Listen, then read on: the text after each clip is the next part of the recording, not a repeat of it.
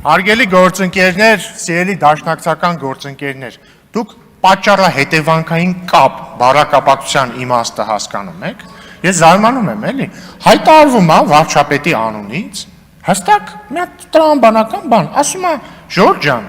այս խաղաղությունը, այսօրվա, կրկնում եմ, այն խաղաղությունը, որի շնորհիվ 2 տարի 2 ամիս մեր սահմաններին զոհ չկա, ընդհանրապես զոհ չկա հակառակորդի կրակոցից։ Այս խաղաղության ճարտարապետությունը կազմված է հետևյալից. ֆունդամենտալ բաներ, միմյանց տարածքային ամբողջականության ճանաչում, սահմանազատման սկզբունք Ալմատայի հռչակագիրը որպես հիմք, տարածաշրջանային կոմունիկացիաների ապաշրջափակում, կողմերի ինքնիշխանության, տարածքային ամբողջականության եւ իրավազորության ամբողջական հարգման, սրա շրջանակներում կա նաեւ հայ-ամերիկյան նախագիծ, որը կոչվում է TRIP։ Հիմա դուք ձեր ուժը, այս բոլոր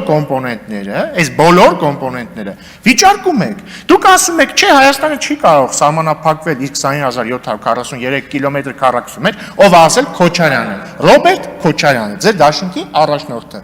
Դուք ասում եք, որ Ղարաբաղյան հակամարտությունն ավարտված չէ, ով ասել Լացվիկ Մինասյանը հիմա դանավեճի ընթացքում։ Դուք ասում եք, որ սահմանազատման հիմք չի կարող լինել Ալմատայի հռչակագիրը,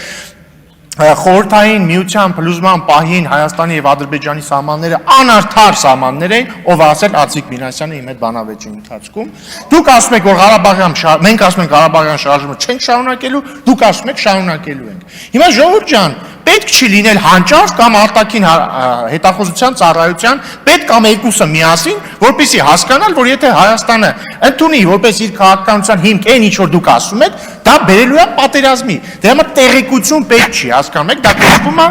վերլուծություն, դա կոչվում է պատճառահետևանքային կապերի վերհանում եւ դրա հիման վրա ապագայի պրոյեկտում, ունակություն, որից դուք զուրկ եք։